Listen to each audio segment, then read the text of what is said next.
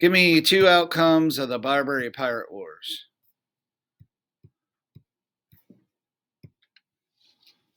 Amy. Okay, agreed. What else? How about a first? Something first. Jesse. Yes. And another first about it. The first involvement in foreign affairs. No, I wouldn't go that far. I wouldn't say that. Go ahead. First War on Terror, yes. What's up? Go ahead and hit the lights. What's up on the screen there? What's that called? Go ahead. Jolly Roger. Jolly Roger, yes. Jolly, as I was told, it's smiling. What do you think? Does that make sense? Yeah. Yeah, it's smiling? Okay. And that's a symbol of what? Pirates, okay. So we'll just go through this real quick as a review, okay? Maggie, narrate, please. 1803, Jefferson is reelected. Had to do with the pirates of the Mediterranean.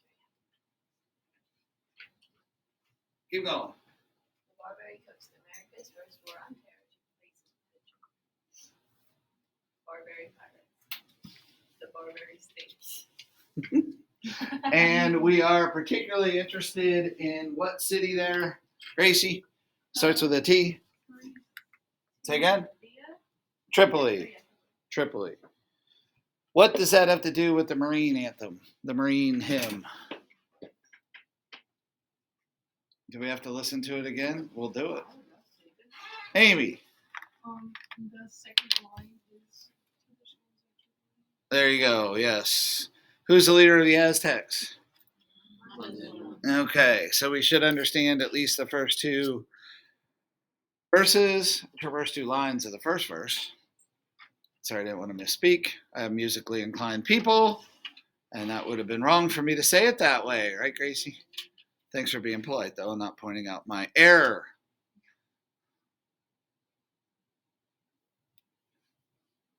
The Barbary Wars. Barbary states in North Africa.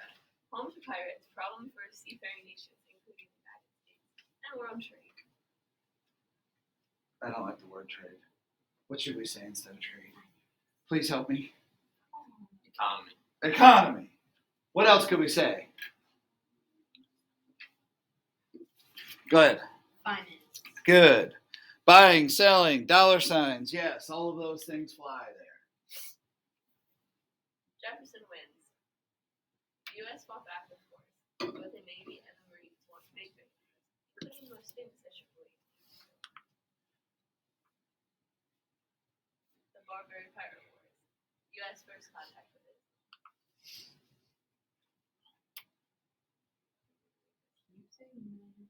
And a reference to the Barbary Pirate Wars is included in the United States. Sarah, do you want it? She's doing such a good job. Okay, we'll take over anyway. Okay. From the halls of Montezuma to the shores of Tripoli, we fight our country's battles in the air, on land, and sea. First to fight for the right and freedom and keep our honor clean, we are proud to claim the title of the United States Marine. Okay, the few, the proud, the Marines. Okay, keep going, Maggie. What type of economic system do we have in the U.S. today? Aiden. Is it there? Or no? Two. Go ahead. Capitalism. We are capitalists. We are capitalists. How about the answer to that question? How does our government regulate businesses today? Georgia, give me a bunch. They have regulation and health inspection and taxes. Can you give me some specifics? Forget about taxes. Everybody pays taxes. Although that's not wrong. You have to pay taxes if you're a business. Give me some type of regulation. I mean, if it's a restaurant, I guess they have to get their food inspected. Absolutely. Go ahead. Child labor. Yes, definitely. Jesse. There's special requirements for tobacco and alcohol. Okay. Certain products, and those are the two biggies. There are other products as well. Go ahead. FDA. Yep, FDA. The coolers must be a certain temperature. Okay, say we're up at Cuppies on the Square. Health inspectors come in and check the coolers to make sure the refrigerator is at a certain temperature.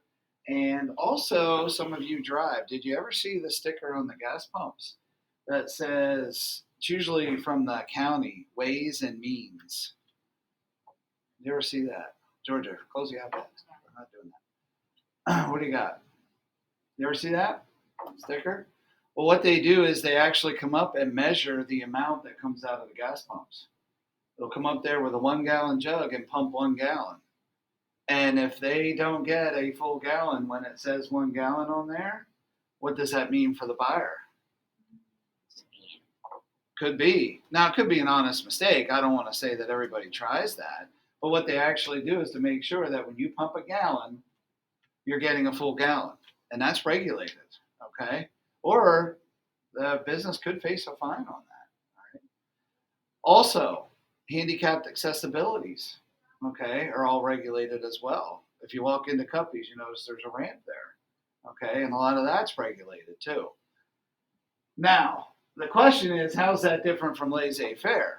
That's what we want to see, the contrast there. Go ahead.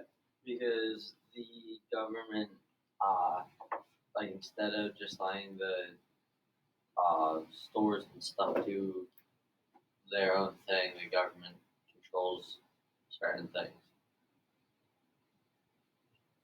I'm trying to follow you there. So which is which? So laissez-faire is where the government doesn't do anything and just lets the business run. But- Okay. And go ahead.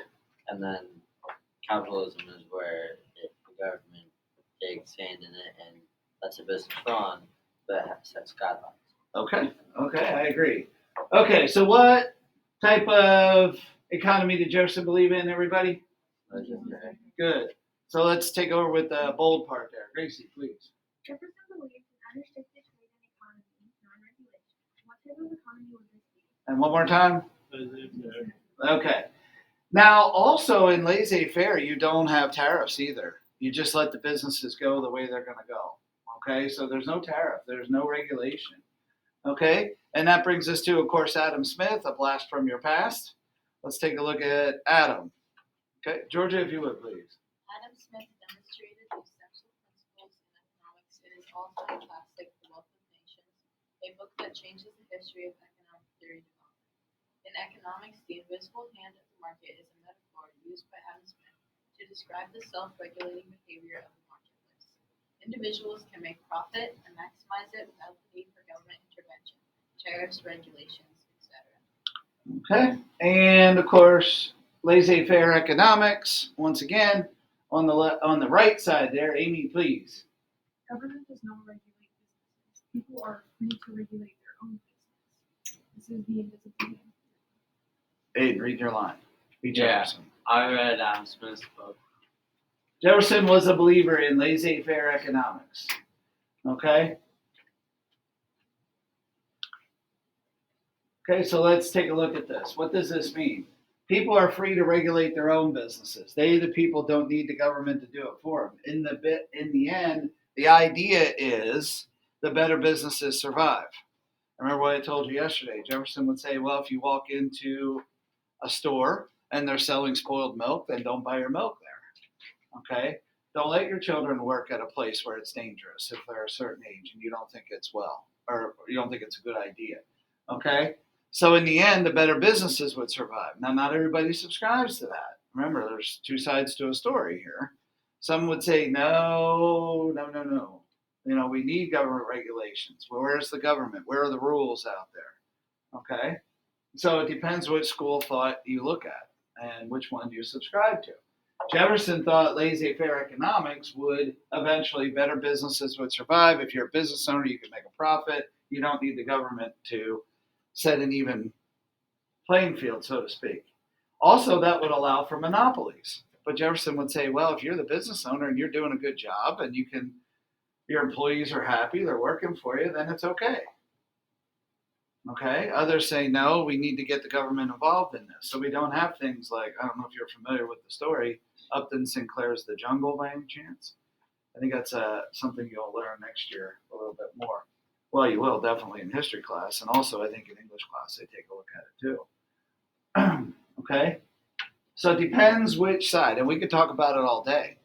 There are some that say we need regulations, others say no, we don't. We can run things on our own.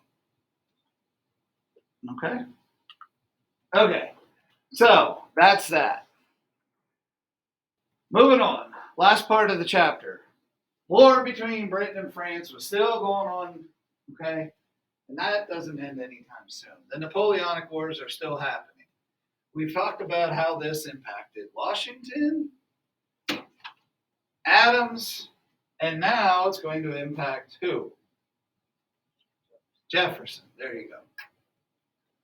Okay, so let's take a look at this and what does this mean for the United States? War between Britain and France is still going on. And again, there was a tendency to involve the U.S. Impact. U.S. merchants were affected by huge economic losses. And the U.S. merchants were, how do you describe that? Kind of like under today up on the whiteboard. Angry, sad. Angry, sad. Okay, I'll bite on this. Why does the 11th have a smiling face, but under today it's a frown? The 11 has a smiley face because yesterday there was a smiley face in the 10, and I felt like keeping theme. But there's an angry face because the marking period ends today, and it's like telling like people that like didn't do their work, like do your work, because I'm angry. That's what Okay. So you're sending a message. Okay. All right. I get it. Cool. Okay. So U.S. merchants are affected by this. And here we go again with that world economy, just like the barbaric pirate wars. All right. So our impact is not so much a threat militarily. Our impact is that we are being hurt economically. So one thing that happened, though, is we actually almost went to war over this. The U.S. almost went to war. And this has to do with the Chesapeake Leopard affair.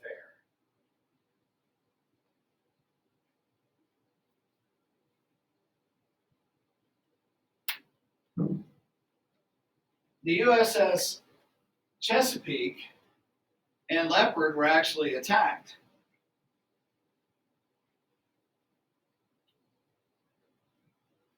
And this happened over in the Mediterranean.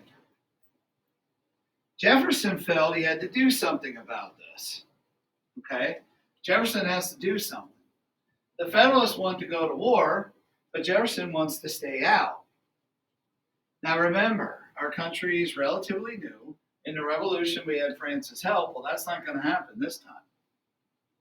So we got several issues here to think about. And Jefferson does not want to go to war, although the Federalists, called war hawks, are clamoring to go to war. The Chesapeake Leopard affair. We almost go to war. Okay? This is when Jefferson passes or signs into law something called the Embargo Act of 1807, which forbade trade to all foreign countries.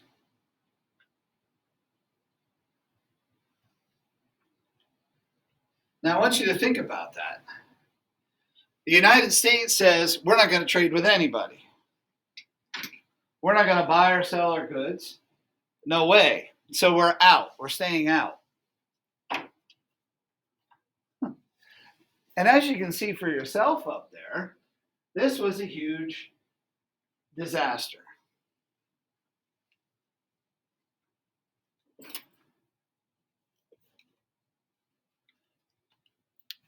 Jefferson banned any ships from leaving for foreign ports. So if you own a business, you can't sell your goods anywhere in the world. This turns out to be a big problem for Jefferson. Huge. Okay, so let's read through that. Gracie, please, start at the very top. The Embargo Act of 1807. It forbade trade to all foreign nations, foreign countries, led to huge disaster. It also led the United States to prohibit its ships from leaving the country. You can use separate paper if you'd like. What's an embargo? Does anybody know what an embargo is? What's an embargo? Economic embargo. Go ahead. I was gonna say it was a type of ship. No, it's not a type of ship, but ships are involved in it. Embargo is when we refuse to trade with a country. Okay? So, like, say, for example, some product coming from Europe, we say we're no longer going to buy it. Which one big product coming out of France, actually, one of the biggest things the United States imports is wine, actually, from France. So all of a sudden, we say we're not going to do it. Now, why would we do that? Why would we tell France we're not going to buy your wine anymore? Go ahead.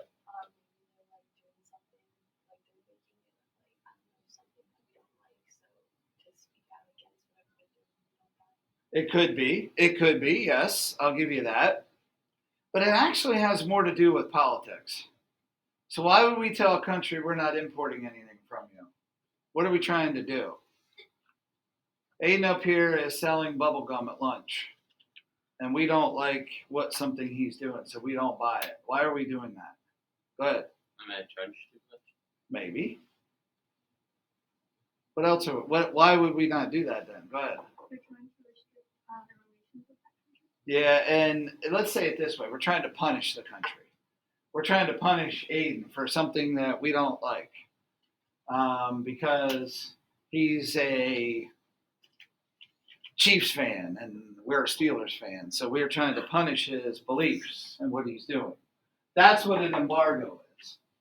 Now, before we go any further, can you tell me what this political cartoon means? And yes, it was drawn for the Embargo Act. Now, some of the words you may be able to make out, some of them you can't. But if you look at the symbolism and the objects in the picture, you can probably figure it out. Okay, so what's happening here? Anybody want to try?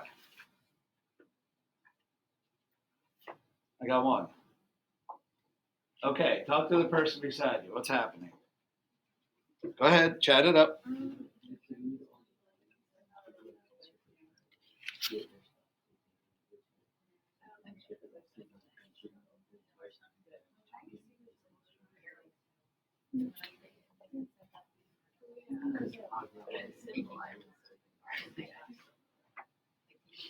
Look at what the guy is holding. The guy on the right. Look at what's off the coast. Okay? Aiden, what do you think? The guy on the right and people down the shore trying to take whatever's in the barrels out to the ship so it takes in another country to be sold, and the tortoise turtle thing and the guy are stopping him because it's Exactly. The tortoise is actually the embargo, stopping the U.S. merchant from taking its goods to another country. Now, I just mentioned an embargo is to punish other countries. What happens if we do it to ourselves? What happens to that guy who wants to sell that barrel of, I don't know what it is, to another country? Put yourself in this guy's position. You want to sell whatever's in here to get it on that ship, maybe over to Britain. What happens? What happens to you? You're the merchant there. Go ahead, Maggie. Yeah. So what ends up happening is the Embargo Act doesn't hurt Britain and France too much, but it hurts who? The United States, yes. Okay.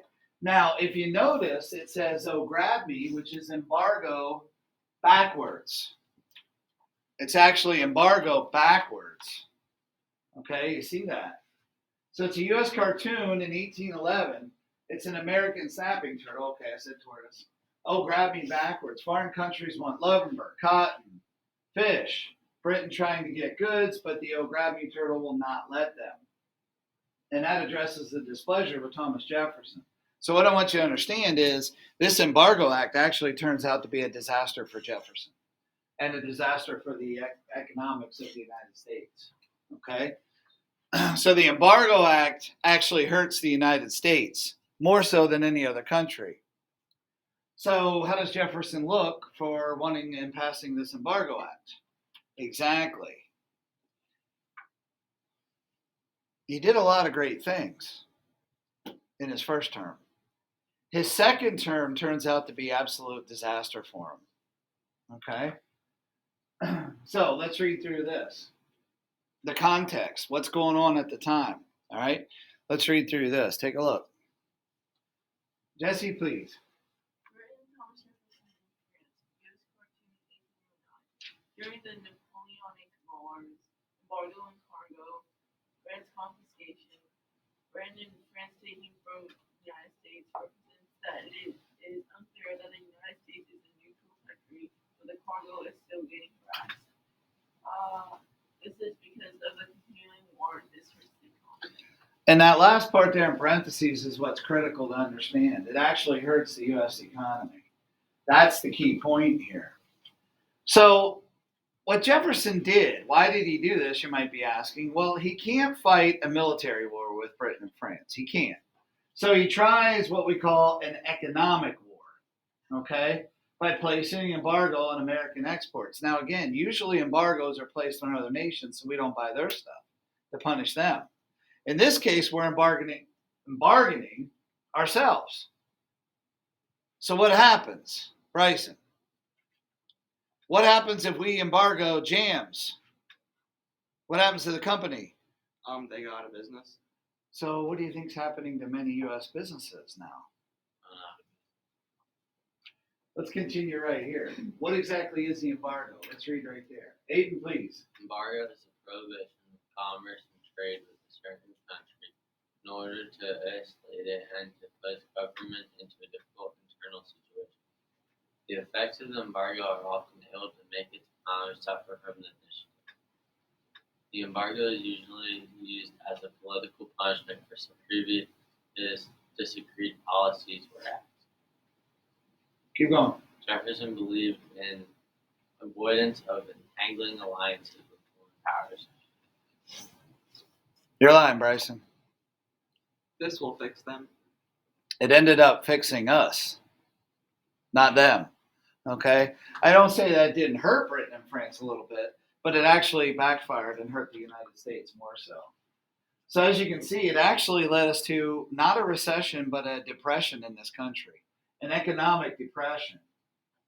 It brought back bad memories of those intolerable acts. Minimal impact on Britain and France, but number three, I can't underestimate that, or a statement, devastation of American port economies. It really hurt anyone trying to sell. And as a result, the second term is a disaster for Jefferson. Second term becomes a disaster for Thomas Jefferson.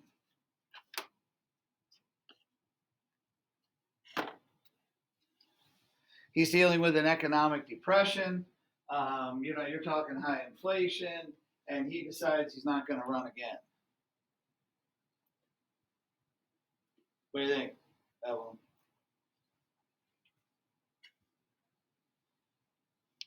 Yours are better. Yeah. Okay. Okay. Take a look at this. What did this end up doing, this Embargo Act? Now, this is a quote.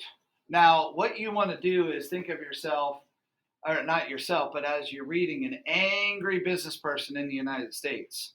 That's a quote from an angry business person. All right, Aiden, be angry. His paralyzed industry on most fertile lands are reduced to sterility. Sterility. Sterility. It will drive our seamen into foreign employ and our fishermen into sandbanks. It has dried up our revenue. So Jefferson's presidency ends. The Embargo Act of 1807, the U.S. does not trade with either England or France, which wrecks his presidency because it created a serious economic depression in the nation. And once again, his second term is a disaster. Okay, so it caused a depression. Jefferson's term becomes a disaster. All right, his second term. The election of 1807 then. Madison's going to actually win. We'll get to that. But Jefferson does not run again. Now remember, this is before 1850. And of course, at that time, presidents could serve unlimited terms. Don't worry about who runs. We'll get to that next chapter. Okay? But I want you to know this. Jefferson actually came to hate the job of president. Take a look at this. He's criticized for the Louisiana Purchase by the Federalists. That weighed on him. Lewis and Clark expedition. He used implied powers when he said he wouldn't. And the biggie, he was really, really criticized for the embargo of 1807. Now, it's important that you stay with me here a minute. Look at that right side there. That is actually the monument at Jefferson's gravesite. Okay? That's actually the cemetery headstone. What I want you to do here is look at this and look clearly at what's on the tombstone. Okay? Look at what's on the tombstone. All right? Gracie, will you read that, please? Right here. Here was buried Thomas Jefferson, author of the Declaration of American Independence, of the Statute of Virginia for Religious Freedom, and father of the University of Virginia. Do you notice something glaring that's missing? Sarah? There's nothing about the fact that he was president. Jefferson did not want to be known as president. His last term was that bad for him, he actually wanted that left off his tombstone, and it was.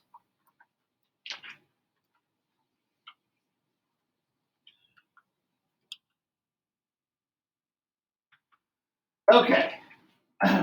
Anybody remember this? He dies on July 4th, 1826, the same day as John Adams, yes. He died the same day as John Adams. Okay, let's do this. Grab your handout there. Now, everybody should have the review. The test is going to be Thursday, as I mentioned yesterday. Okay. Go to page 16 of your handout. Go into Canvas.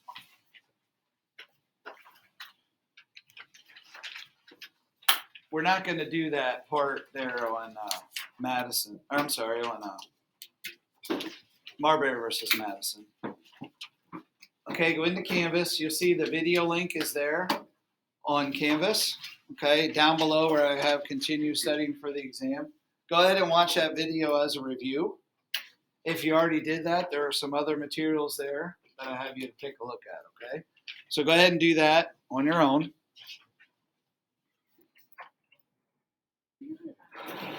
Sure.